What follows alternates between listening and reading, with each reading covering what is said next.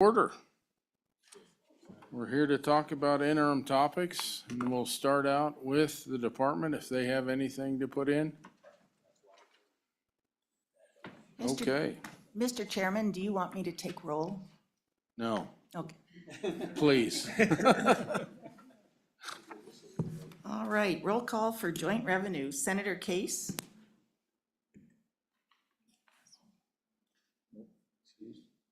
Excused. Senator French? Excused. Senator Ide? Here. Senator Pappas? Here. Representative Brown? Here. Representative Campbell? Here. Representative Lean? Here. Representative Lucas? Present. Representative Riggins? Excused. Representative Storer? Excused. Representative Storer? Oh, excused. Excused. Representative Stivar? Present. Representative Worf? Here. Chairman McEwen? Here. Chairman Locke? Present. We have 10 present.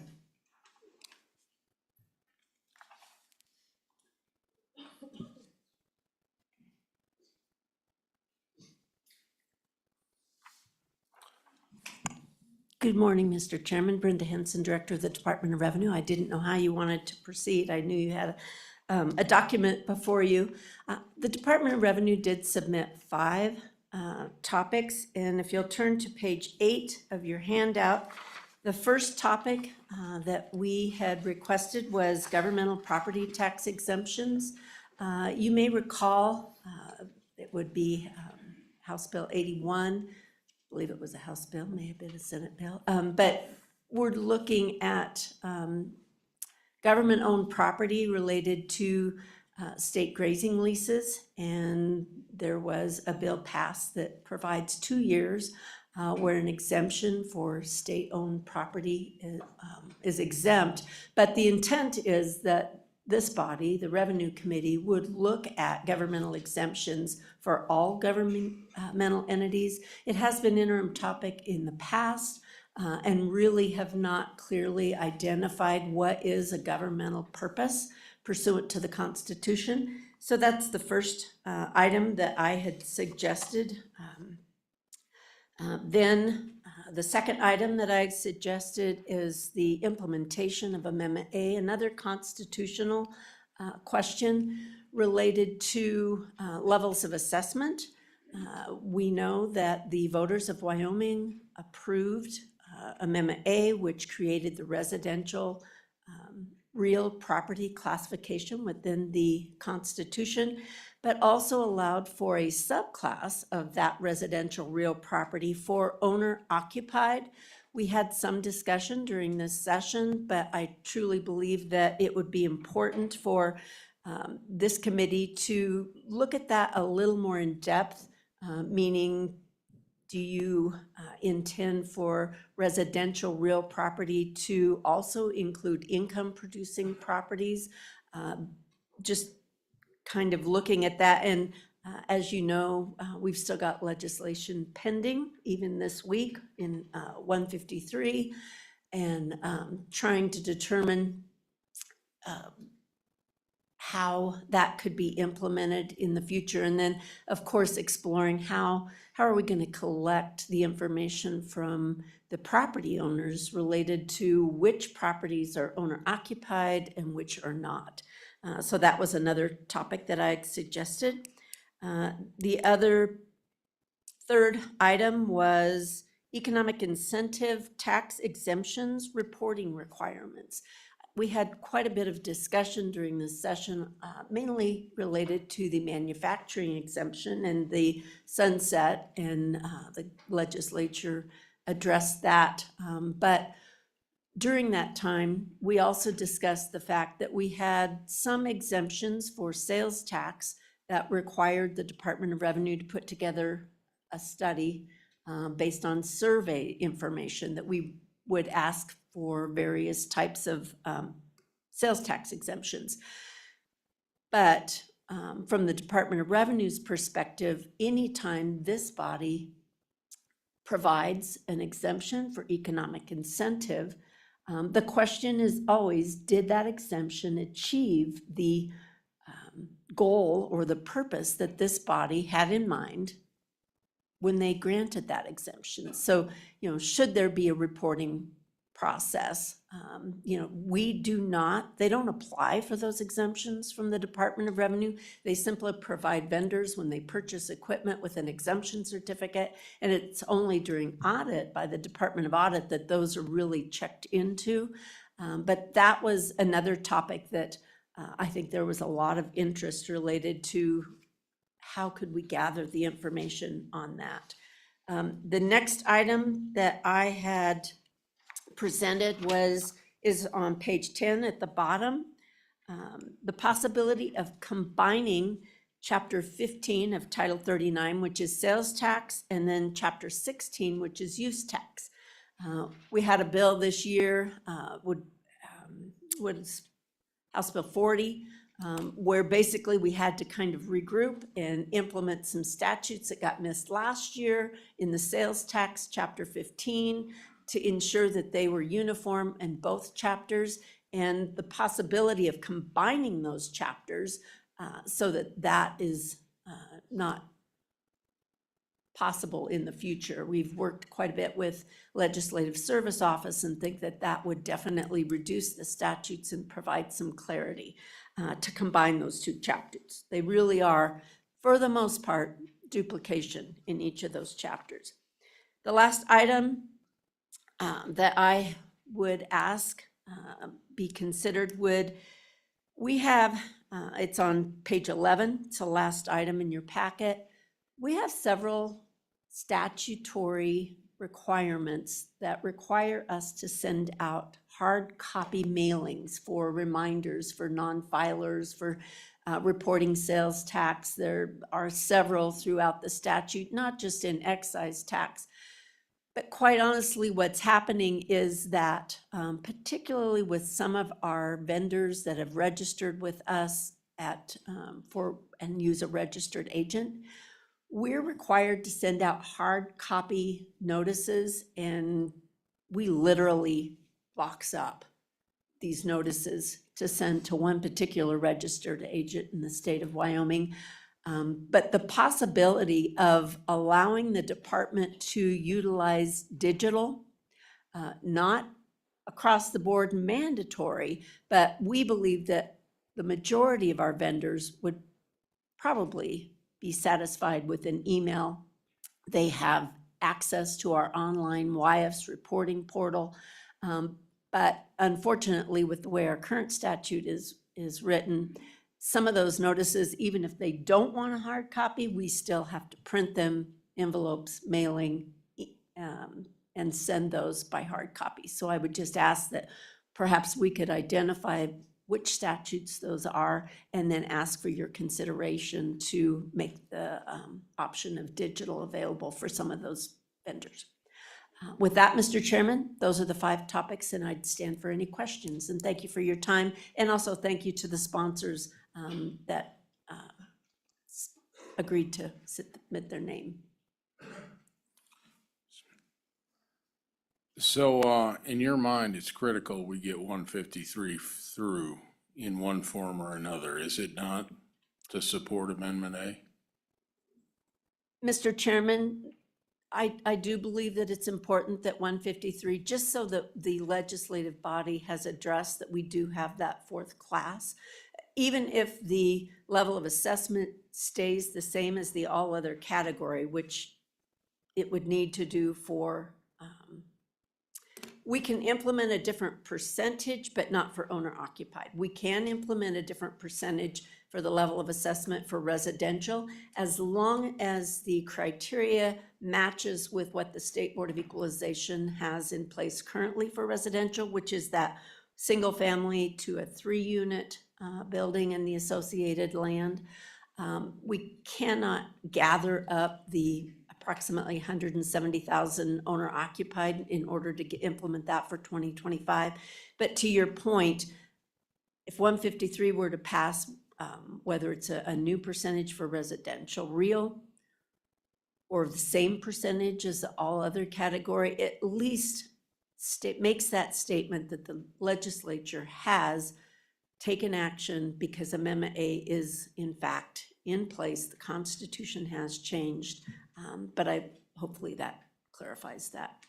If it doesn't pass, county assessors and the Department of Revenue are left with continuing to use the same level of assessment as we have for the all other property in past years. So perhaps to the taxpayer, if it stayed at 9.5%, they wouldn't see a difference and they wouldn't recognize it, but we certainly recognize the constitutional change happened. Chairman Locke. Thank you, Mr. Chairman. A quick question. So I assume you've looked at it as amended currently on the House floor. Are there concerns with the specific definitions that are in place as amended? That's first question. Thank you. Thank you, Co-Chairman Locke. We can administer as amended, not with the pending amendments, for sure. We aren't sure where those will fall out, but as it exists, yes, we could administer that for 2025 with a different level of assessment than the all other category. Thank you. Another question? Follow up? Can I ask a question on one of the other ones? Yes. Thank you, Mr. Chairman. I think that's what follow-up means. Question on the, your tax exemption discussion. You put in here a lot about reporting, and you probably, I don't know if you've seen the other list of, we have several of these exemption related. And this entire process of reporting and really starting to document at some level, as you have mentioned, these exemptions, are they for, you know, is this tax relief? Is this somehow tax incentive? And us getting to that, I don't know if you've looked at some of these other ones. I would like to combine those. You okay with us combining these into kind of an overall process where we really do a thorough review of exemptions, start putting some meat behind how we're defining some of these processes, tax incentive, tax relief, however we want to do this, and then start getting the reporting in place. That is at least my goal, and I'm wondering, any thoughts? Is that okay? Or are you comfortable with that? Co-Chairman Locke, Mr. Chairman, so our focus was on the economic incentive and then the reporting function of that for those entities that are receiving the tax exemption, the taxpayer themselves. But certainly you could combine that. I do see that you've got a vast, we have exemptions, as you know, in all of the various taxes, whether it be mineral taxation, property taxation. And certainly that has been an interim topic in the past. We have, at the Department of Revenue, taken the opportunity to go through all of the various chapters in Title 39 and break it out, which are governmental exemptions, which are economic incentive, you know, which are exemptions just based on the ease, lack of ability to administer. Sometimes that's the reason for the exemption. But if you were to combine that along with the reporting mechanism, I think that could definitely, but with the governmental exemptions, I will tell you, it's not going to be an easy task, and it will consume a great deal of the interim committee time on the exemption topic. Any other comments? Thank you, Mr. Chairman. Easy day, huh?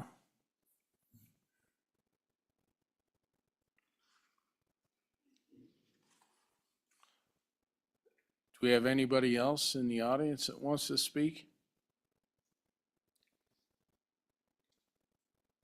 Please, come on up. I might, Mr. Chairman. He's probably going to want to speak on a couple of the topics that we're going to get to for me, but my guess is what Mr. Johnson's likely to want to speak on, so.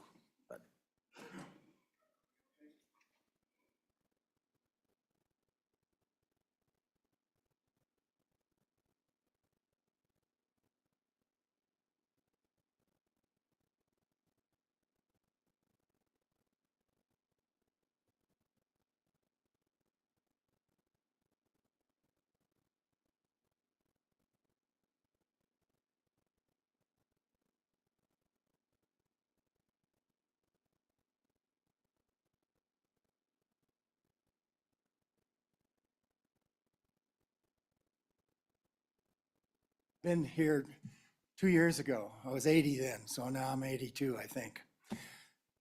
Problem comes down, folks, that the system that you have currently for appraising real estate, the CAMA system, and that's what I provided to you, is what I was given from the assessor, okay? At the time of the original, when I was here before, I didn't understand the CAMA system. I still don't, but when you take a look at that, you can understand why. Now, I talked with a young lady from the Department of Revenue, and she understands it really well. But the general person out there, if you're looking at it, trying to figure out what they're trying to tell you it is, they don't have the slightest idea what that says. I went through it, I sat down, I've been to two appeal process. The appeal process is not a good process for anybody that's a citizen, okay? Let me just start out quickly, because at that time, I had a piece of property here at the 702 Oakhurst. The assessor assessed it at $720-some thousand, okay? I went in, talked to the assessor as required. He would not make the change, so I filed an appeal. Shortly after I filed the appeal, he reduced it by $60,000, okay? Then he, within another week, added about $3,000 to that. In our testimony at the hearing, I asked him about that, and I said, well, and his answer was, we took a closer look. Well, excuse me, folks, if that's how you operate, you just take a closer look when somebody appeals this process, that's way wrong, folks, okay? I am now waiting at the district court. I've filed it because I also found out that at the State Board of Equalization, when I sat down and I talked with the secretary there, I asked, I said, how many of these things prevail? We very seldom see somebody that prevails. So it's a system that nobody can seem to get through to get any kind of benefit from. One of the things I also learned, because they said the homes that I used as comparison weren't any good. Well, when I appealed it this past year, I found out why. Because all of the comparables that they use are only CAMA, okay? Which means, and I had a house that was 2 doors from me, sold for $600, okay? I was asking what my property be, and it's within 70 square feet of my house. I asked it to be appraised at the same value. Well, the CAMA appraised it at between $20,000 and $30,000 more than what it sold for. Now, there's something wrong with that, folks. There's something really wrong with that, our system. Now, I consider that as a communist approach to mass appraisal. That's what it looks like to me, because everything's the same. You know, they don't care what it is. Real property is unique.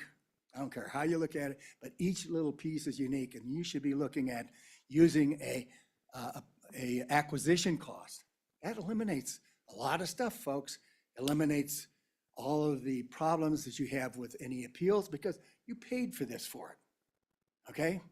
If I paid $600,000 for it, then I should be assessed for it. If you bought the house next door to me and paid $400,000 because I was stupid and paid $200,000 more, that's my problem. That's not a state problem where you should be assessing this thing at equal value or more. They used, in my first appeal, properties that were close to $1 million that were considered, yes? Don't mean to interrupt you, but before I lose the question, did Yes. you look at where your house was and the LEAs it was in and the comparisons there? I'm sorry, speak up, please. I'm really hard of hearing. Did you get to see the LEA that you're in and the houses that are in there and the comparison to those? Yeah, the sheet that shows all the different, yes. And that, what they provided, what I didn't understand at the time, all of those comparisons are CAMA. They are not what the actual sales are, okay? And I didn't know that until this last appeal that I did this past year, almost coming up on a year now. And when I was asking about it, because I said, this house sold for this amount.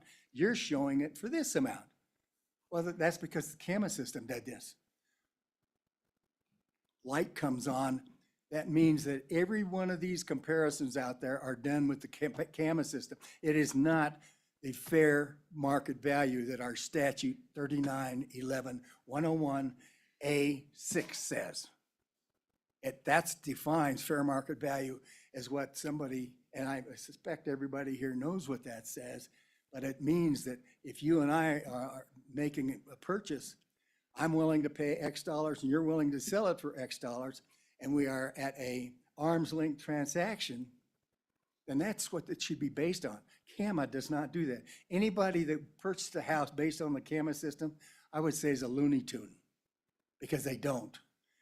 They base it on what somebody sells. I'm willing to sell my piece of property for, and you come up and say, I'm willing to buy it at that, or I offer something less. Okay, my wife just bought a piece of property not too long ago. It was listed at a certain price. She bought it for something less. I can tell you, I suspect when the CAMA system comes out, it's going to be more than what she paid for it, which is wrong. Any way you want to look at that, that's just flat wrong on that. Anyway, that's the appeal process, and I saw in your notes that you're looking at the appeal process. It's really bad for the individuals in this state. As a citizen, I feel like I'm getting raped by the state on this system, the CAMA system. And I shouldn't feel that way. I should be able to say, hey, and I don't mind paying my taxes. I happen to be fortunate that as the taxes continue to go up, I can still pay for it. But there's a lot of folks my age out there that have bought homes like that and can't afford these increases. COVID, because the way the CAMA system works, it takes your replacement cost as part of that. Now, as I said, I don't understand all that, but they did testify at the hearing as to part of what this is. And they put in there the replacement cost. Well, excuse me, when COVID came in, if you didn't buy any materials during that period of time, you were probably sleeping somewhere. But all the materials, they were doubled, tripled in price. And so the CAMA system jumped it up on all of these. I would venture to say during that period, you would see an increase in valuation somewhere between 20 to 50% on the materials that they were putting into this system. It's not fair to our citizens in this state. It just isn't. I realize that we have to have our Department of Revenue be able to get sufficient income to be able to do so, but it shouldn't be on the backs of the homeowners here. We have means of being able to reduce some of our costs and if that's what you have to do. But we shouldn't have to be looking at an increase every year in what our valuation of our property is. Now, if you use the acquisition cost, you could do something like what California did. And it's probably one of the few things California ever did right. That was their Proposition 13. Whatever you paid for it. And I happen to have had a piece of property in California that I bought. So I know I'm speaking from what happened. I paid a value. Each year, after I owned it, increased by 3%. The value of the property for which they taxed. Pretty simple. You don't have lots of people having to try to figure out what the heck this property is because you paid for it. The acquisition price was at a fair arm's length transaction. And as a result of that, then I'm taxed on what I said was fair market value for that property and what the party that sold it to me said was the fair market value. That's what we should be doing here in Wyoming because it takes all of this other stuff out. And if you take a look at the stuff that I Mr. provided to Chairman. you. Pardon? Mr. Chairman, over here. Yes, ma'am. Thank you, Mr. Chairman. I appreciate the testimony of the gentleman before us, but we have discussed acquisition value this session. There is a bill alive, and we are here to talk about interim topics for the summer. And if there's another point you would like to make, please do so. Okay, I don't know what else. The CAMA system, because that's what I was here to talk about. I was asked by Representative Harrelson to talk about the CAMA system. It's a lousy system, ma'am. Okay? Chairman Locke.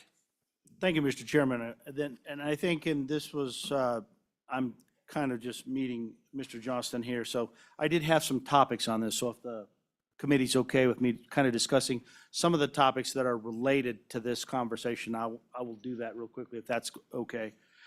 In short, one of the topics that I put in place was this whole property tax appeal process, and I think we do need to take a good hard look at that and at least see, are there things we need to discuss there? That's one of the topics that I put on my, so if you go to page 2, you'll see I put in a topic on taking a good look at the appeal process and see if there's any changes that make sense for us. The second topic I have on that is related to this, and it's related to, since I've been on the Revenue Committee for maybe the last a little over 2 years, this has been brought up many, many times in the context of property purchase and the property purchases and data collection processes for that. So the whole statement of consideration process and the collection of, for lack of a better term, comparables and that data. I do think we need to take a hard look at that process because I think in many cases we've said, oh, there's not sufficient data or there's not accurate comparables. I've heard this repeatedly over the last 2 years I've been here. So I think we need to take a look at that and say, if CAM is going to do what fair market value states in the statute, then that means that the process for collecting and capturing and ensuring that data is available has to be there. I would go back to the statement, and you'll see I have another one in here too. If you go to that second one, by the way, was at the top of page 3. But if you go to, let's see where my other one is. I gotta find it, and I'm sorry, maybe it's. Is it page 4 might be at the bottom? No, it's not at the bottom of that one, Brad. Could I have another one on page 2? Anyway, I have one in here that's related to, and I'm having trouble finding it at this moment. 5, what's that? Let me find it, I'm sorry. Oh, I'm sorry, page 6, in the middle, fair market value implementation. Okay, that's another one, and all of these are related, and they're related to multiple things, including how we calculate fair market value in the CAMA system, how we collect the data to do that, and ultimately, those are some of the key issues. So I just wanted to bring this up with the committee. Those are 3 areas that are loosely connected to some of the comments that have been made by Mr. Johnston. So at least those are the 3 key ones I wanted to bring up that are related. And I won't go into those any more deeply, but. Anybody have any questions? Questions? Well, thank you for your testimony. Thank you. Appreciate the time.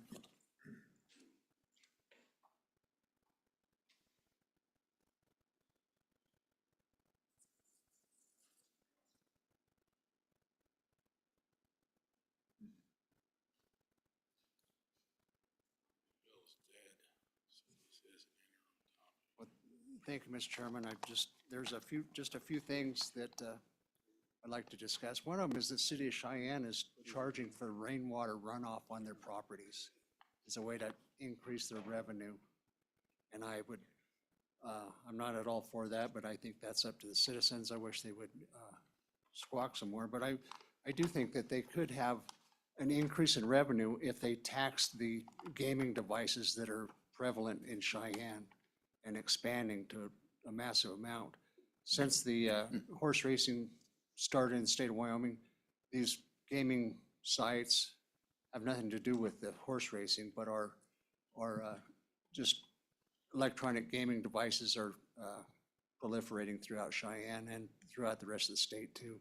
And I would like to see if maybe the cities and counties could impose a sales tax on them. I'm not sure how to do that, but just throw that out. That would be one way to help some of our cities.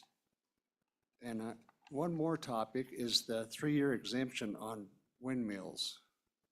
I know we don't give away our coal. So why are we giving away a 3-year tax exemption on windmills? I'd just like to put those on the books and start the discussion.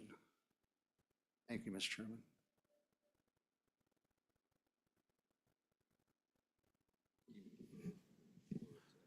Thank you. Any questions for Representative Johnson? Representative Johnson, Cyber. did you write that down and submit it as an interim topic? I did not. I'm a freshman and I'm day behind, $1 short, sorry. I Other wrote it down. questions for Representative Johnson? Thank you. Other testimony on interim topics? And please fill the chairs. Feel free to fill the chair if you have a topic to discuss. Thank you.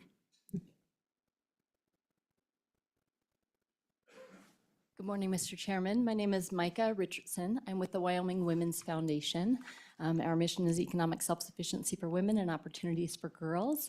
And we submitted a topic on the child tax credit.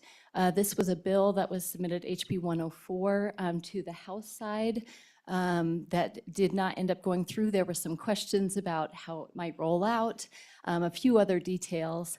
And we feel like this could be a really positive interim committee discussion. We know that for some families, regardless of the number of jobs or work that they put in, making ends meet is a struggle.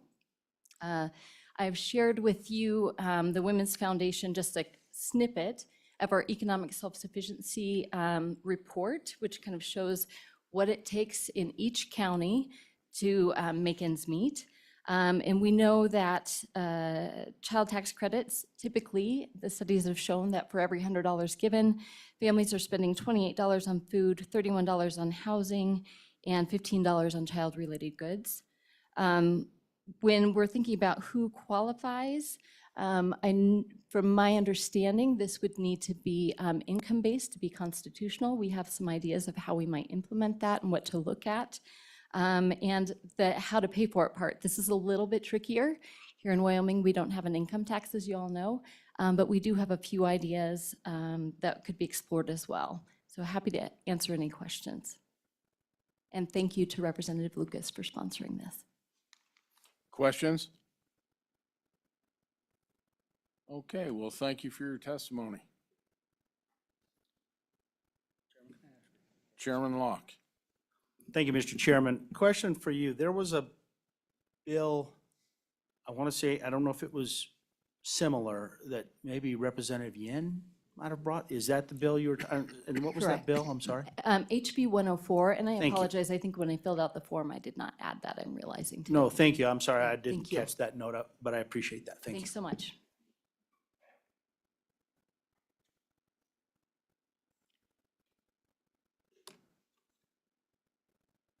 Do we have anyone else? Going once, going twice. That will end public comment. All right, committee, let's go through these proposed topics one at a time.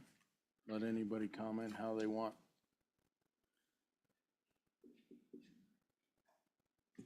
Mr. Chairman, might I make a recommendation as we go through, that we number them as we go through so that we can go back and forth? I don't know why they're not numbered. They should be numbered so that we can refer to them. So if we just start with topic 1 and call it 1 and go back and forth when we discuss. Makes sense to me. Let's do that. Thank And you. let's start out with topic 1. Thank you, Mr. Chairman.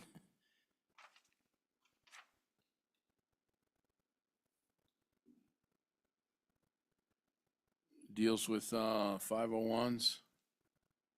Probably more specifically 501c chapters. Any comments on that?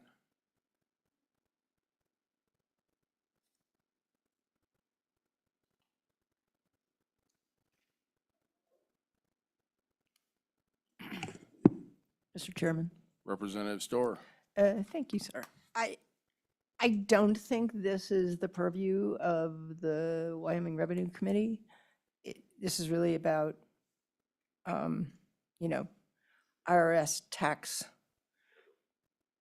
federal determinations of, and, I think there's something to understand about 501c3, C4, C5, C6s, but I just don't think it's our purview. So So you don't believe we can change federal tax law? I don't think that is our job. Thank you. Okay, go ahead, Chairman Locke. Thank you, Mr. Chairman. Just a real quick question, and I want to throw this out because Representative Storer, you make a good point. I know that there have been conversations on this topic that talk about how much and what property is valid to be considered. I know that has been a topic in the past, and so I just throw that out. So for example, for some of these, what property and land, and actually the department may be able to talk to this even better than I am here, but I know there's been some discussions in past years about what property is appropriately considered as owned by or acceptable to own. So for example, can an organization in this category own a bunch of hunting land? I don't know, I'm throwing that out as a random concept. But I do know that has been an open concept. So I just throw that out, and I'm not going to tell you I understand all the nuance of that statement, but I have heard those things before. So I'm just curious if the committee has insight into that or can shed some light on that. Thank you.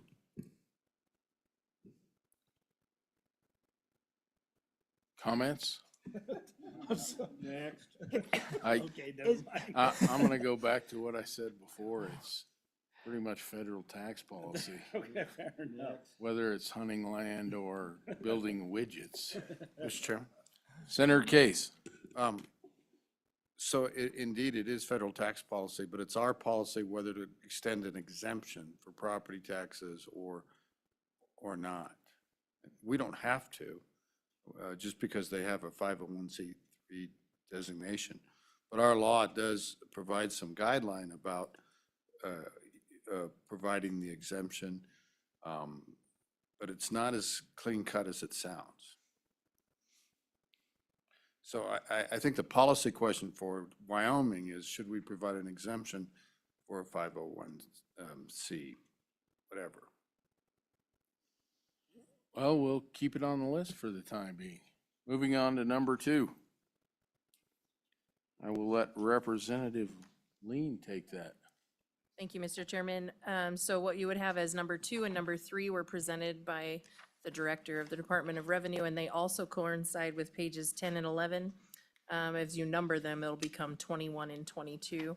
So the first one would be to combine chapters 15 and 16, the sales and use tax, and number 3 would then be the electronic mailings from the Department of Revenue. That's more kind of housekeeping. It's something we need to address, and probably a bill we need to bring, but I don't think it'll bring up heated discussion. Okay, moving on.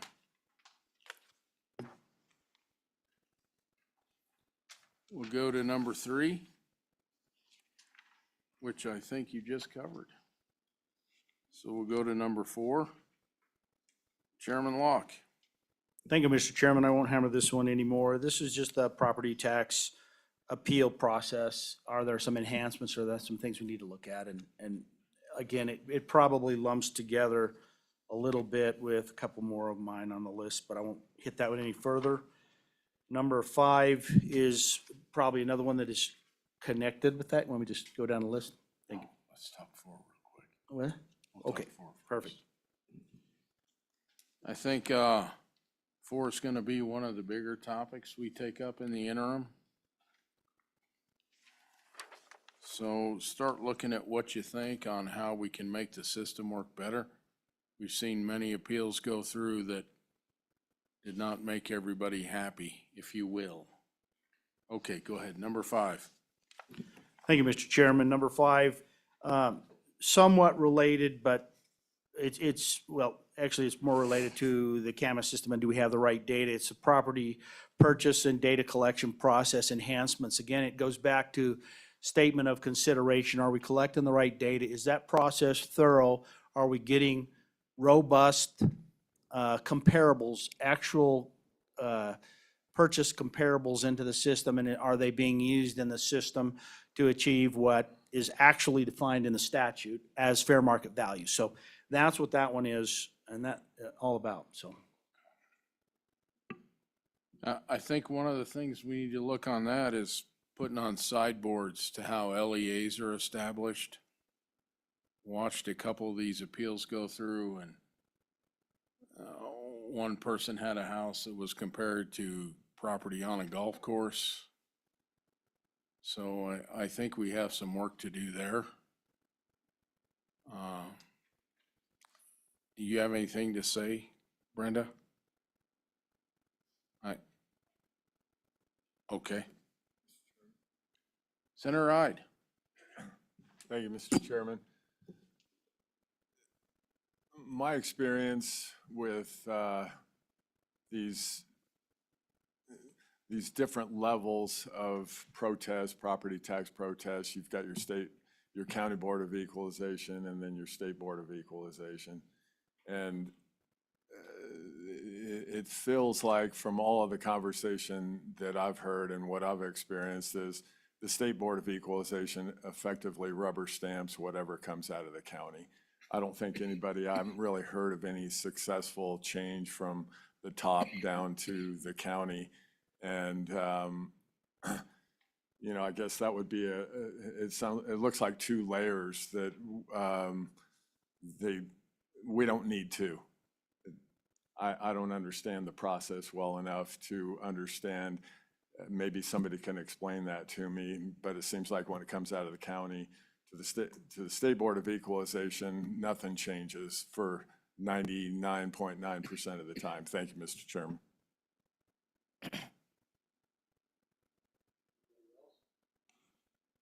Any other comments on this topic? Mr. Chairman. Representative Storer. Thank you, Mr. Chairman. To Senator Ide's point, certainly a review and an understanding for this committee to understand what the process is and what the appeal process is at the county and at the Board of Equalization, I think is a valuable lesson. I think, but to say that the process is a rubber stamp, I think is a bit offensive, to be honest. Each of those entities do go through a thorough review. We should understand what that review is. And to Representative Chairman Locke's point, you know, the question really is, are there ways that we could do better getting to fair market value and understanding that? I mean, this is always, I mean, that's why the appeal process is there, because we don't have the manpower to go out and look at every single piece of property, you know, on an average every year to know exactly what it is. And we rely on the homeowners to come tell us if there is a problem. And that's the process, right? So in any case, I'm happy to review and have everyone understand that process, but I think we shouldn't characterize or denigrate the process that we have. Thank you. Director Henson.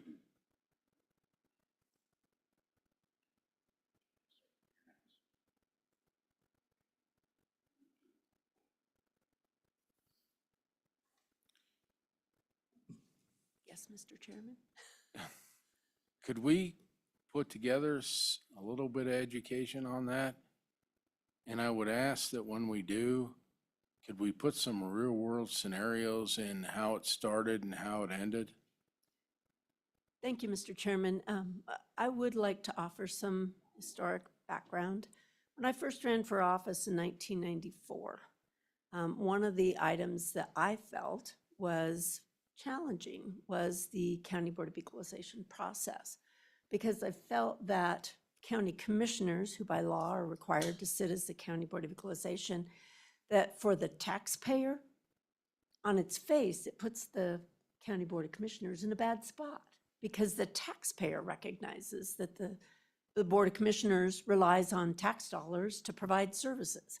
And so I felt that that was a challenge in itself. So I think the discussion would be a good one.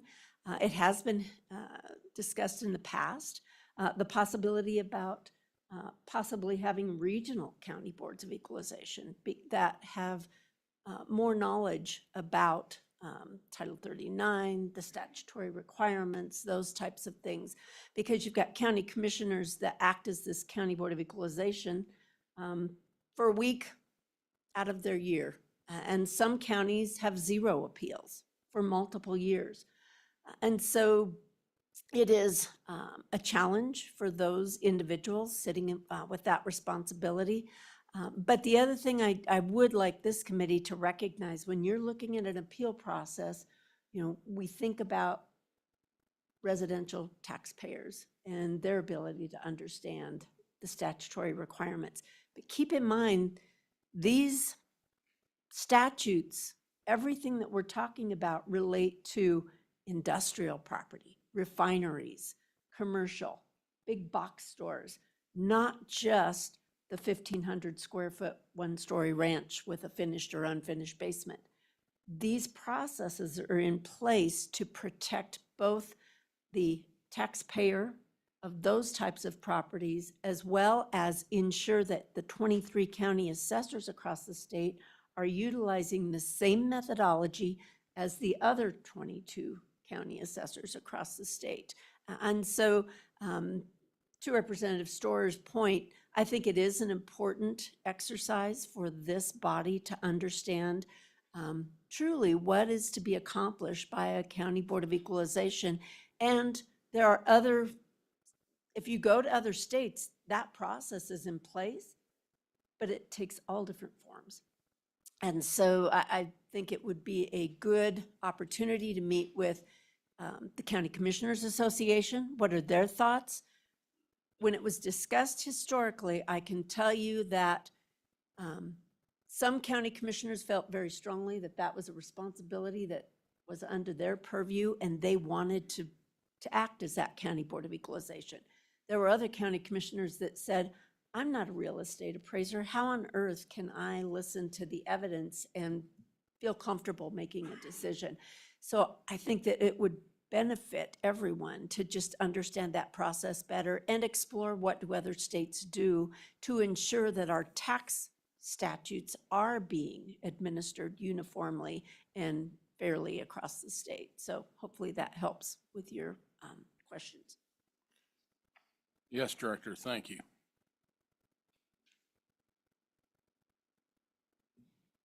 Okay. Representative Wharf. Thank you, Mr. Excuse me. Thank you, Mr. Chairman. I just really want to echo that I think this is a big topic that we need to, this is one that, in my opinion, one of our priorities.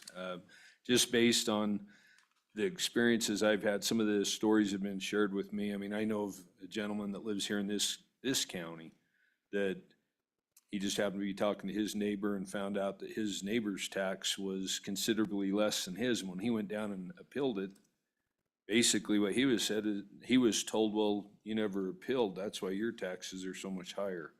And I think it's important, I don't know how many people know they can appeal their tax, or what that process is. So I think it's not just this committee going around knocking on doors this last campaign season.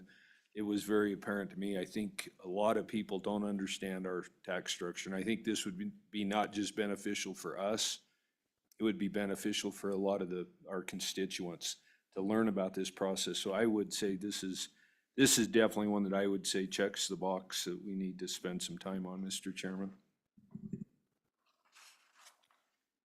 Any other comments? We will now go down to number 6, sales tax distribution. And I'll turn that over to Chairman Locke. Thank you, Mr. Chairman. So just real quickly, the sales tax distribution issue just came up, and this is just more than anything a high level. A lot of new people on this committee. I think it's important for us to go through this, and I know there was a bill passing through that made some changes to this, and I think the impacts, how that impacts things, that adjustment, what that looks like, I think would be a healthy thing for people on this board to be educated on. I think that was the biggest issue I had here. I don't think this is a big area of, you know, back and forth debate so much as it is education, maybe more than anything. So that was my thinking. Mr. Chairman. Representative Storr. Thank you, Mr. Chairman. I would just add to that, I think this is a good idea for the committee to understand. I would just add that it should be both generation and distribution. I also think as we look at tax reform in the interim, this could be a bigger topic than just education. So I wouldn't put it down as minimal.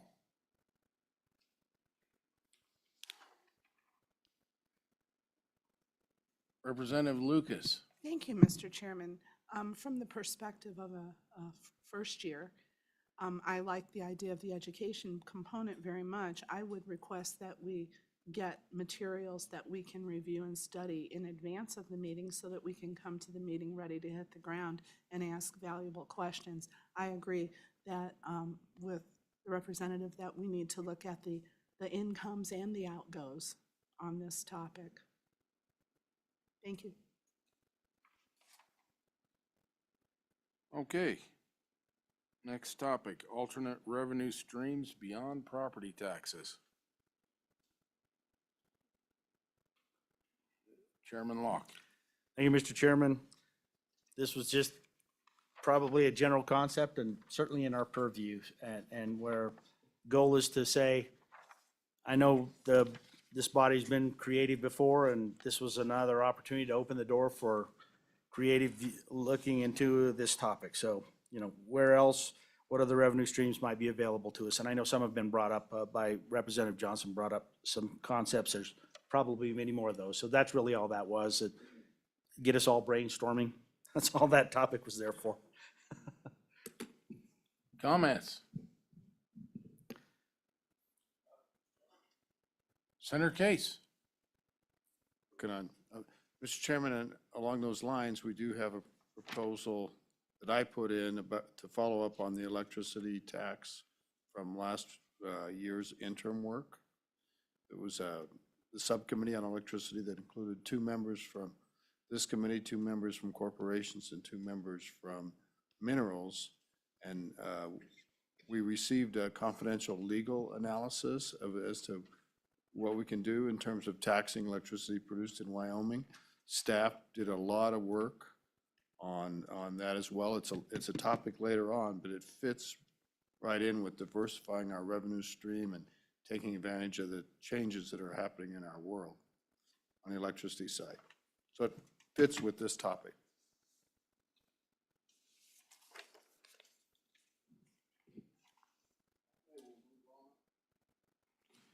We will now move on to number 8, broad tax revenue structure review.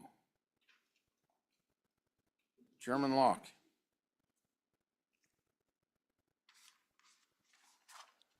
This was another one of those, probably more than anything, thank you, Mr. Chairman, I'm sorry. This was more one of those, probably an educational process, really. A lot of new members. I thought it would be healthy for us to go through. I know that the department went through a bunch of this, maybe the last interim a year ago or something.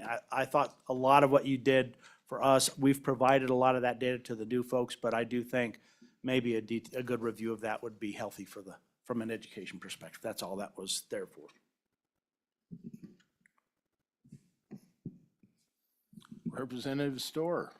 Thank you, Mr. Chairman. Chairman Locke, just help me understand the difference in your mind between number 7 and number 8, because to me, they sound like the same thing. So,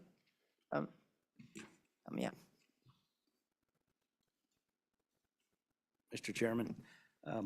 Representative Storr, I would agree. I think maybe I was in one of those brainstorming modes. So I think we can merge several of these together. So I would completely agree, Representative Storr. Representative Wharf. Thank you, Mr. Chairman. I guess I see those as being 2 different things. One's looking at alternative sources of revenue, And I think that's different than understanding the structure that we currently have. So I think those are two topics that are different. But I do think the whole idea is to try to incorporate as many of these ideas as we can. But I do think those are two separate topics. One's looking at potential new sources of revenue. The other is looking at our currently existing, is how I read that. I think probably the answer is we cover them on the same day during the interim back to back and see how they meld. Okay, we'll move down to number 9. Sales tax collection on ATVs and similar vehicles, and that was brought by Representative Pendergraft. Can you speak to that, Chairman Locke? Mr. Chairman, honestly, and this is where I did not talk with Representative Pittengraff on that one, so I'm very sorry I did not dig into that one with him. That is my bad. Mr. Chairman. Department of Revenue, come on up. Go ahead, Representative Storr. Assuming I'm understanding what Representative Pendergraft is after, this sounds like it's just a clarity of rules rather than a legislative fix is needed. So that was just my comment. Mr. Chairman, members of the committee, Brett Fanning, I'm the Excise Tax Administrator at the Wyoming Department of Revenue. I do have some inside knowledge on this particular topic. So if we think about motor vehicles and how they're taxed. So in statute, motor vehicle, house trailer, trailer coach, trailer or semi-trailer, those items are going to be taxed based upon your principal residence as found in a government ID at the county treasurer's office. So that is county of principal residence, motor vehicles. Again, simplifying really there. The second part of this is if you purchase a motorcycle, moped, or off-road recreational vehicle, those are taxed when you purchase it from the dealer. And where that difference is, the first is basically where you live, and then the second one is where you purchase it from. And where you purchase it from follows our normal sourcing statutes. So when I say normal sourcing statutes, wherever you take possession of the item is where it's subject to sales tax and at that rate. If you purchase a motor vehicle and you go and visit your local county treasurer, that's different. Then with Representative Pendergraft's notion of farm implements, that's also another quirk in statute as well. Or it's not necessarily quirk, but it's outlined in statute where some of the farm implement exemption does not include titled vehicles, snowmobiles, ATVs. And so there is kind of this discussion related to, okay, I purchase certain types of motor vehicles, but they are taxed differently and sourced differently based on other motor vehicles. And so that's Representative Pendergraft's question. I hope I did, I hope you'd be proud of kind of how I explained that issue, but it is a direction of sourcing, and should all motor vehicles be sourced at your county treasurer's office based on where you live? Or should there be these little segments where dealers, vendors are collecting our tax based on where you take possession of the item? So, and with that, Mr. Chairman, I stand for any questions. Any comments? Discussion? Okay, well, let's move on. Thank you. The next one is current tax exemption review and analysis. We don't need to do that. Go ahead, go, Chairman. Thank you, Mr. Chairman. This is going to, I think we combine this with what the department already requested to look at the reporting and the entire exemption process, where we take a good hard look at our exemptions and we understand why the exemptions were given, and are we getting the value out of the exemption that we thought we were? What was the purpose? And in all fairness, at some level, probably put a longer-term review process in place was somewhat of my goal here, is to say for our X number of exemptions, how many a year do we need to review? Do we need to have a fairly consistent review process for exemptions to take a look? So this was kind of a broad topic that I know at least 2 or 3 people put in here, so I think we've talked to that one. We go to the next one. Moving on to property tax reform options.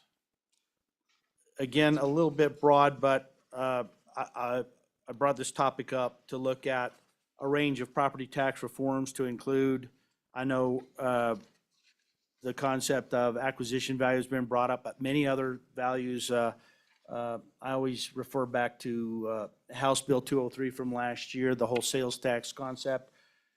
Taking a look at all of those and starting to really take a look from most of what we've done so far is what we would consider to be tax relief, and I think that a more robust look at tax reform is what I'm trying to get to with this topic. That will probably be the biggest thing we cover in the interim. So that might be one whole meeting all by itself. We'll see how it shakes out, but we probably do need to take a hard look at reform and how things are going. Okay, moving on. Fair market value implementation. Thank you, and this is back to the topic that we've already beat to death pretty well. It'll connect back with those other 2 topics on just the whole fair market value and making sure that when CAM is doing the calculation, we're truly doing fair market value based on how it is defined in the statute, not, I think we need to take a hard look at these concepts and say, hey, replacement value is somewhere in the top of that list. I think that needs to be discussed more thoroughly. So that's at least where this topic is, and I think it's combined with those first 2 topics we thought were fairly important. Questions, comments? We'll move to the next one. Child tax credit dividend exploration. Contact person is Casper the Friendly Ghost.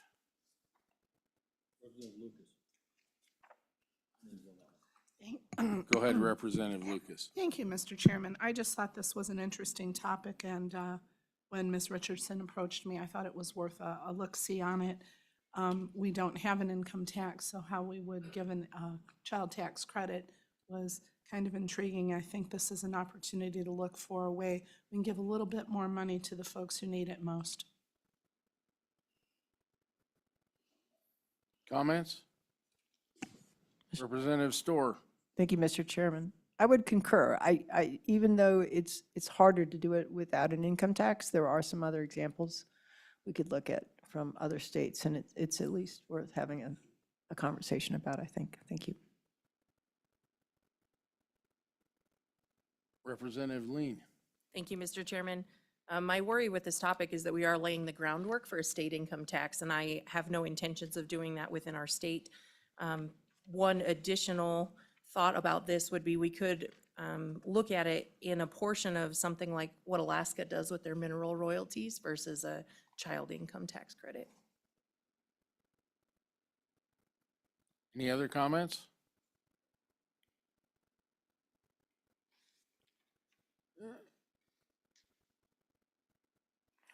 I guess we're gonna look at election voting machines and voting systems test. Representative Lucas. Mr. Chairman, this one was a fat finger, and I realized that I had put it to the wrong committee as soon as I pushed send. And I sent this to the Corporations Committee. So, we could look at it if you like, but we could also just let the Corporations Committee do that. We could look at healthcare too, but I don't think we're gonna do that. So, thank you. We'll scratch that one. And then the next one. Mr. Chairman? Senator Ide. Yeah, thank you, Mr. Chairman. Just real quick, I've been numbering these going along here, just if we need to go back and discuss something. Can you update me on where you think we are on the number of how we're listing these on here? Thank you, Mr. Chairman. You're gonna call me out, aren't you? So far, we're at 12. The next one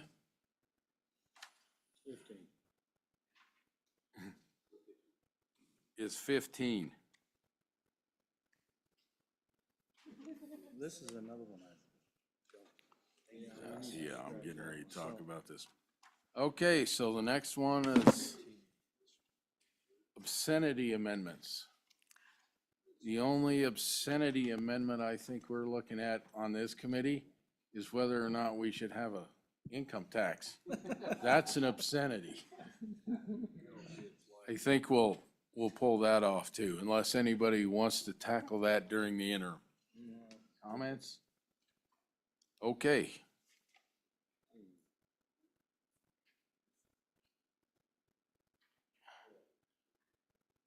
Next one we'll look at is governmental property tax exemptions from Representative Store. Representative Store, please. Thank you, Mr. Chairman. Again, this is the topic that Director Henson requested and reviewed earlier. The idea that we really do need to define what we mean by primarily for governmental purpose in order to understand what this exemption should be. So I think my estimate of time of 4 hours is pretty close. It might be a little bit less than that, but something that we will be able to do and without quite so much time. I will say that I think with the estimates of the total time, and I think we have 3 meetings of 2 days each, is that correct? That is correct. Thank you. So, yeah, I think this might be, a couple hours in one of the first meetings and then follow up with some legislation in the fall to look at. Okay, our next topic, implementation of Amendment A.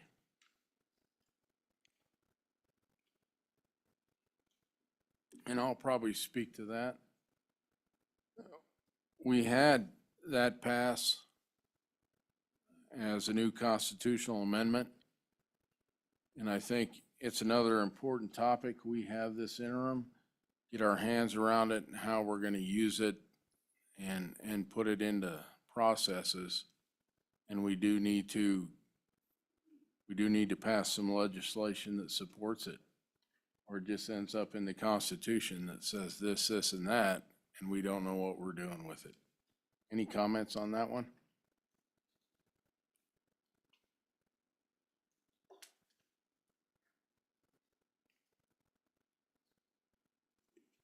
Mr. Chairman. Representative Storr? I think certainly depends on where we end up with SF 153 and whether that gets passed, and then if it has a definition, and probably, again, sometimes, and I would just say that the committee should review where that bill ends up and what the definition is, and if that's where we think it makes sense, or whether there's anything we might want to reconsider there. And then another thing we need to review and decide where we're going to settle is the valuation rates too. And I think that's on us, whether 153 passes or not. Are we going to leave the current rates where they are? Are we going to lower them or raise them, and why? So that'll be another pretty important topic during the interim. Okay. Comments? Economic incentive tax exemptions and reporting requirements. Senator Case. Thank you, Mr. Chairman. That was brought up, I think, earlier by Director Henson. We could do a lot better job of determining if our exemptions that have a purpose of economic development are actually achieving their goal. We do have tools to do that. There's something called the REMI model that the state has, and we use it for a lot of other things. That would definitely be one way where we could determine if the overall impacts of an exemption are You know, if the juice is worth the squeeze, so to speak. It would be like more than a superficial look at the reporting requirements, and also considering the fact that, for example, in the case of the manufacturer's exemption, we don't know what we don't know. So we don't even know how to get the right information, because we don't know who's taking advantage of the manufacturer's exemption and how much it's costing us. And we do know one thing: we need to get that to cover your new meat grinder. We know that, but there's other things we probably got to look at too. Meat grinder's dead. We're moved on to bananas. No, and we're gonna get a soup. new one. This is a new interim, sir. Okay. Senator Pappas, combined 15 and 16 for sales and use tax. Oh, electricity taxation. Senator Case. Mr. Chairman, a lot of work was done last year. We now have a pretty detailed legal analysis that says it is possible for the state of Wyoming to tax the production of electricity and also to grant credits to existing producers of electricity for taxes they already pay. So it wouldn't necessarily be a new tax on, say, a coal plant, or depending on how we were to structure this. It's also possible to, at the same time, eliminate the sales tax on electricity so that our Wyoming consumers, you know, depending on how you twist all these numbers, but conceivably, you could implement a tax on the general production of electricity that for the average consumer would be equivalent to the sales tax that they pay now, and then get rid of the sales tax. So they come out equal, perfectly even, but yet we tax the vast majority of electricity that's shipped out of the state. Now, that depends on the company and it, you know, but we do export a lot of electricity. We will in the future as well. And so it would be a tax that would grow as electricity production continues to grow in Wyoming. It would potentially not impact our existing consumers, including industrials. They pay the sales tax on electricity. And then it could also not disadvantage our existing industries if we were to allow a credit for other taxes paid in Wyoming. So that if, say you had a coal plant and we counted the severance taxes and the property taxes and all the state taxes that went into the production of electricity with that plant, and then we allow them that to be offset against the new electricity tax amounts, undoubtedly that would swamp so that those plants would not receive a new tax, but everything else would. It's kind of complicated to talk about, and there were a lot of, we had to hire a law firm to give us, do a confidential analysis all last year, and said, you know, because everybody told us that this was not going to be constitutional. One, that we could not tax interstate commerce. Well, as long as we tax in-state and out-of-state the same, we can do that. It was also suggested that we couldn't offset the production tax with a by getting rid of the sales tax for in-state customers. We absolutely can, because it's accrues to two different sets of people. And we can also provide credits. It's all pretty clear in the analysis that's done that we're on strong ground to move forward on this. I'd hoped we'd make progress this year. It's really an important issue that we need to move forward. It could be a tax that is very important to Wyoming in the next 50 years plus. And it fills in, you know, as revenue streams change, it's kind of technology neutral. And as long as we're producing electricity and exporting electricity, it would provide more benefits to Wyoming than it would cost anybody. I hope we can look at that one. It's a big one. Representative Lean. Thank you, Mr. Chairman. Would it be possible for the new ones of us to be able to have a copy of that report? Yeah, I think there's a summary. So part of, Mr. Chairman, it's a legal analysis. And we don't exactly want to fuel the people that are going to sue us, because this will be litigated, no doubt. But there are definitely summaries of all of these pieces. And there's a summary of the economic analysis that was done, and that's public information that was done by our in-house economic staff. And that's absolutely available. In fact, I think Mr. Temke here can direct you to where that is available. It's on the website, I believe. Yeah, I think it is. Yeah, but absolutely. And we could have a briefing for the committee on the very detailed findings by the legal team. They would be available to do so. And I think your eyes are going to pop right open. Mr. Tempe, can you come forward?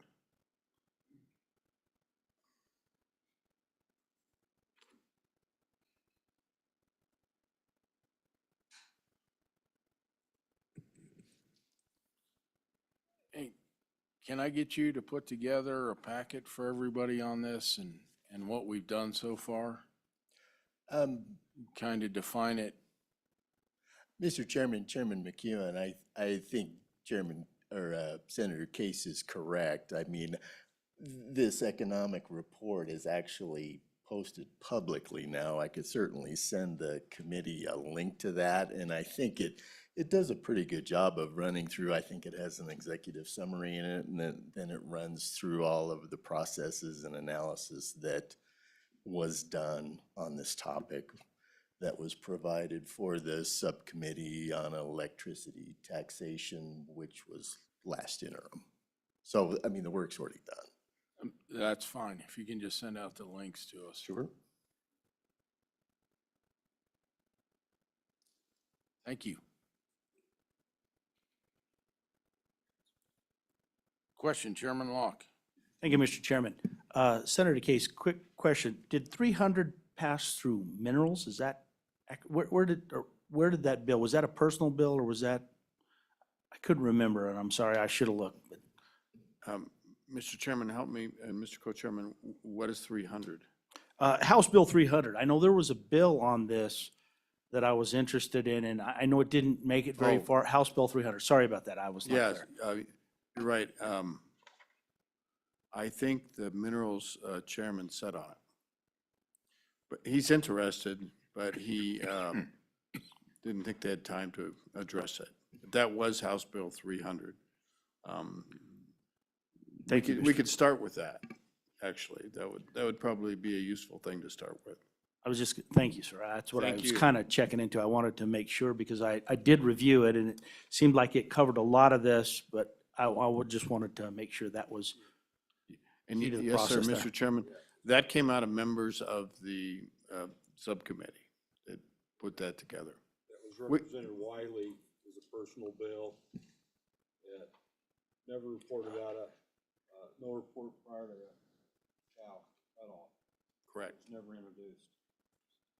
Mr. Chairman, I have a bit of a frantic of this to start. Okay, let's move on.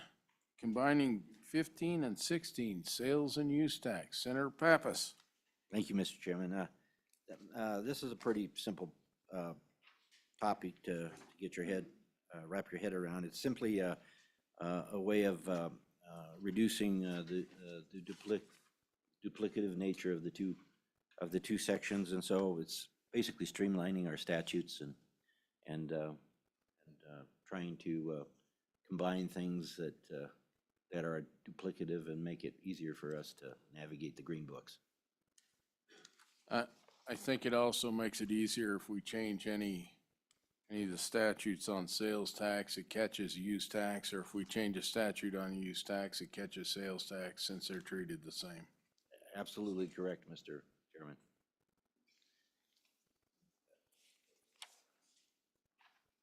It'll make all our bills half as long. It'll be great. Okay. Hoo-hoo. Consider eliminating statutory mandate for hard copy mailing of notices. Mr. Chairman, again, this is an effort to really streamline the process. You know, many of us opt out of mailings, you know, like I opt out of my bank statement. It comes to me electronically instead of paper. But that's an option that I choose. And so we ought to be able to allow companies to have the option to opt out of the reams of paperwork. And it certainly would reduce the efforts by our Department of Revenue. So I think it's a win-win for consumers and for the department. Director, could you come up for a minute?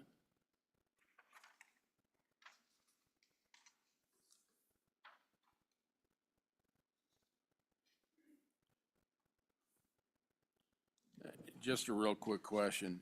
Is your intent to make this, I can opt out or not, or just to get rid of it? Thank you.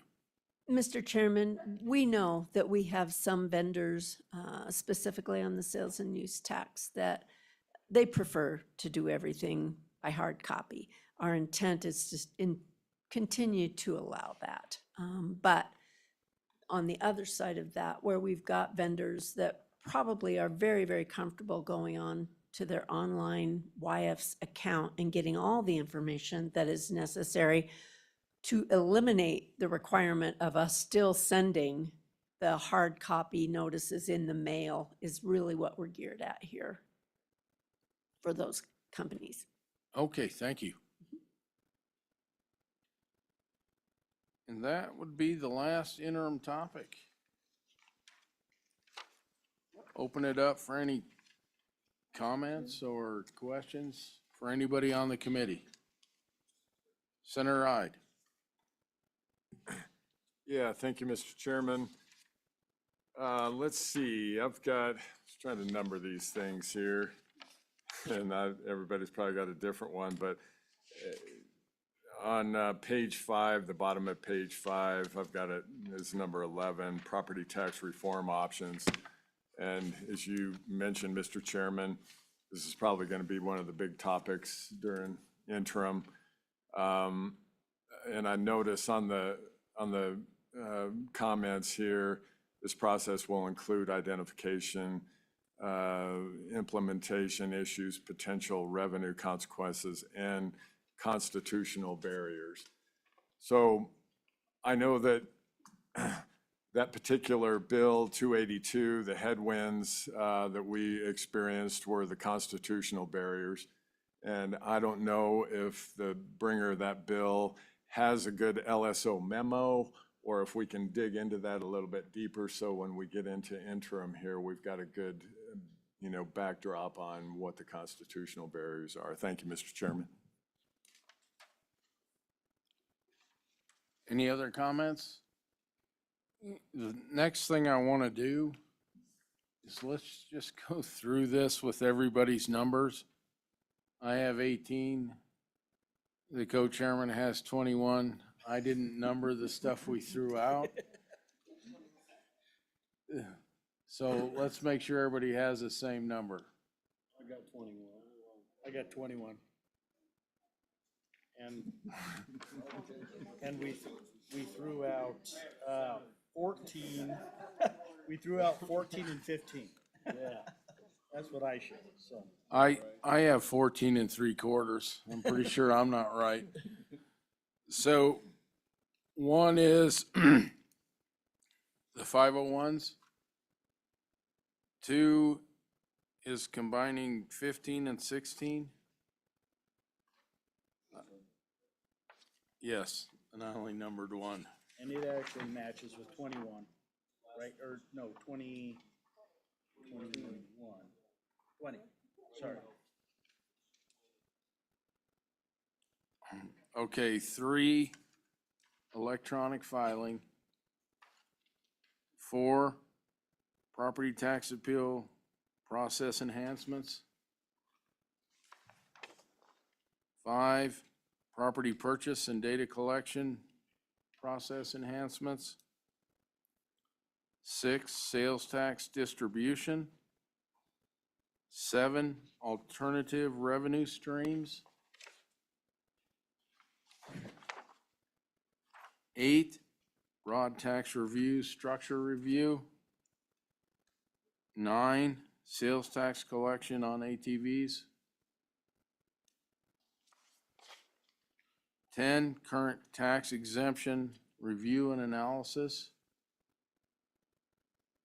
11, property tax reform options.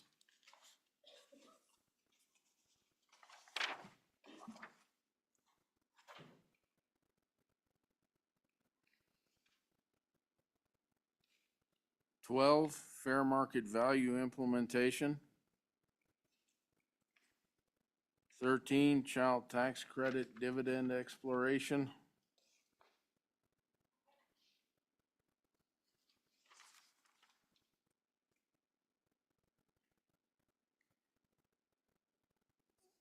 14, did you all label HB 0278 voting machines? That's 14. Get rid of 14. Dead. Huh? Still numbers. Speaking for corporations, Okay, so do we want to keep it as 14? We'll have it as 14, but that way, but it's dead. So we're numbering the dead stuff. Okay, governmental or obscenity amendments, is that 15? That's 15. That's been eliminated too, hasn't it? Yeah. Yeah, that's why I didn't number it. Governmental property tax exemptions is 16. Yep.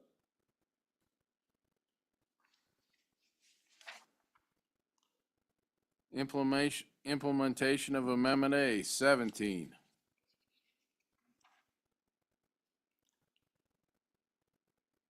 Economic incentive tax exemptions is 18.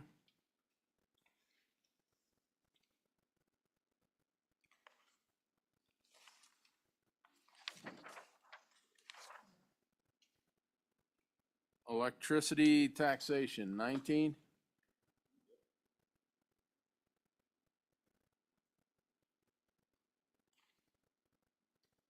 Combined chapter 15 and 16, 20.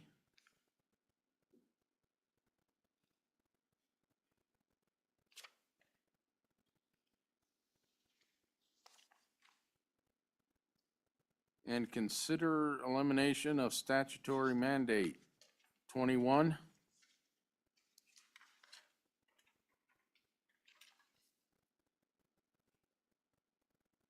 Okay, next thing we're gonna do is we go through this.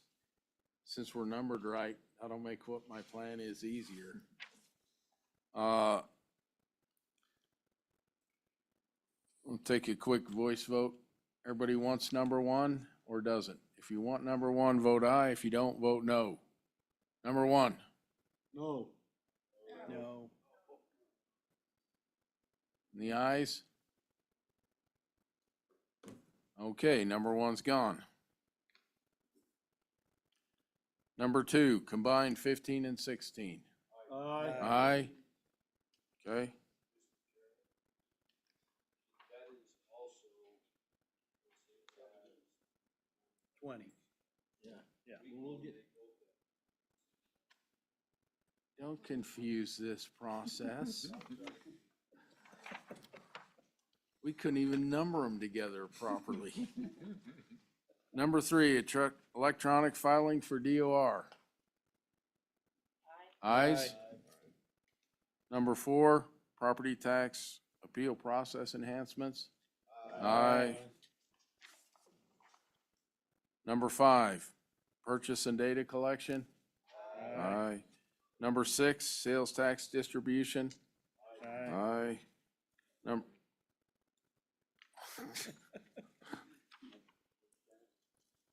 Senator Pappas. I think we also discussed generation and distribution.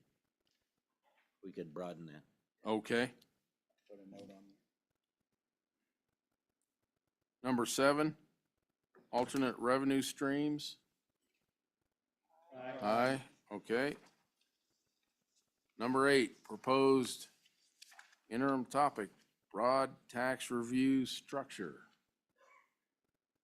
Ayes. Number nine, ATVs. No.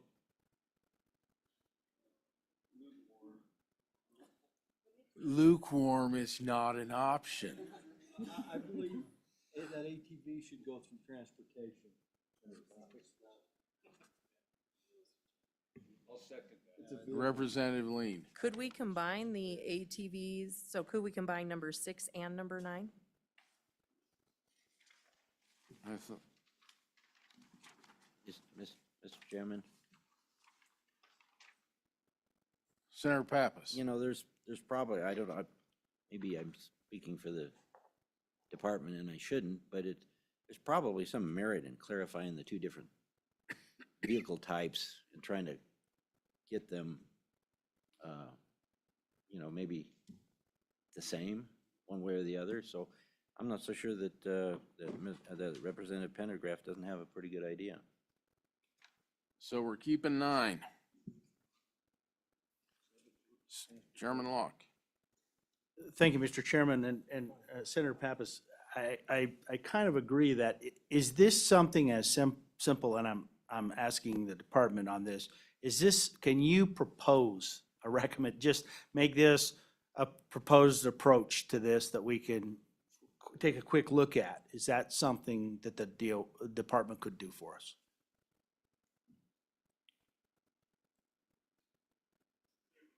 Sorry, I didn't mean to hold you up on that. Mr. Chairman, Co-Chairman Locke, so I believe the first step would be to educate the committee as to current law. We do have trainings that are available for vendors, but I think the question is for that consumer, is it that we are satisfied with how, where is sales tax collected? Sales tax is owed. Now, where is it collected? Should it be collected by the county treasurer? Or, because you're not always licensing, let's just use a side-by-side. Some people license their side-by-side, some people don't. So if there's no need to license it, do you need to go to the county treasurer? Or should you just be paying that sales tax at the vendor, at the Lowe's? You can buy side-by-side at Lowe's. And currently they collect sales tax and they remit sales tax. So from my perspective, it's just a matter of providing education. And then if this committee believes that how it is established and how it's collected now suffices, no action is taken. If you believe that you do want to change how we source the collection of those, what I call non-licensed vehicles, then possibly there might be some legislation that comes out of it. But it's probably just the educational piece to begin with. So you believe this belongs in revenue vice transportation? It definitely is a sales tax item. Okay, thank you.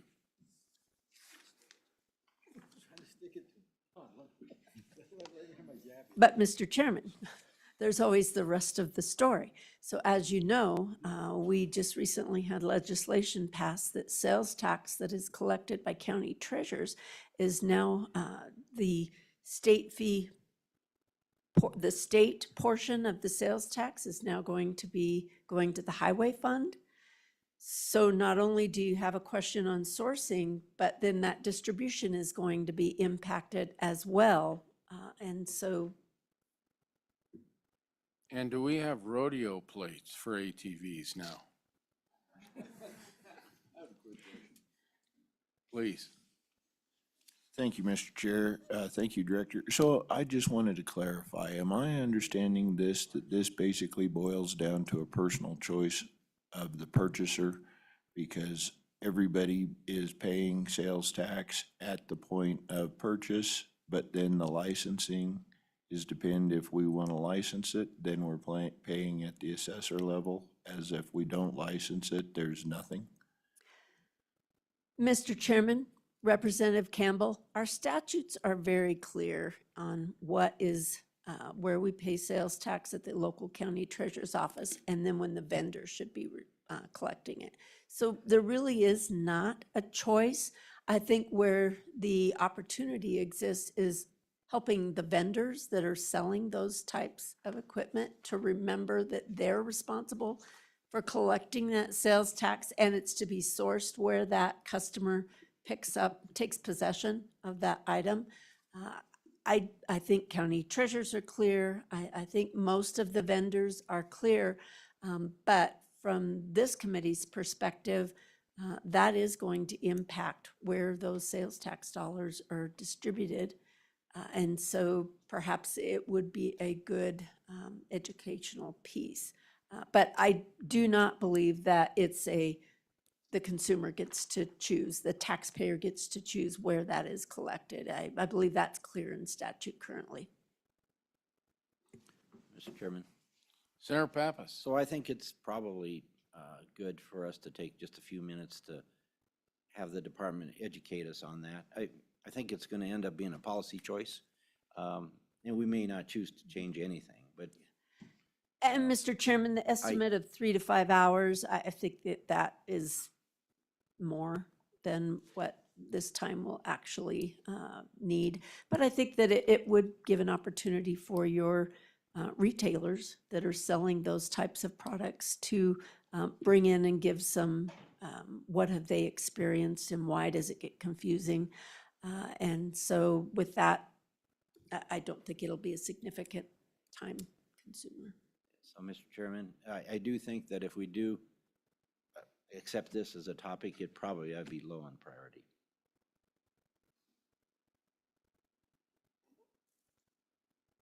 Okay. I guess we'll vote and make it low priority. Ayes? Okay, great. Number 10, current tax exemption, review and analysis. Aye. 11, property tax reform options. Aye.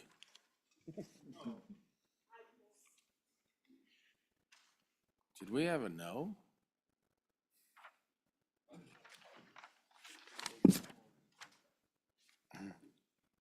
Fair market value implementation? Aye. Child tax credit dividend exploration?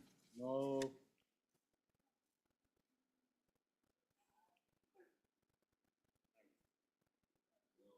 No.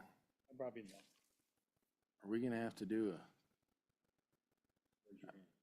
yeah.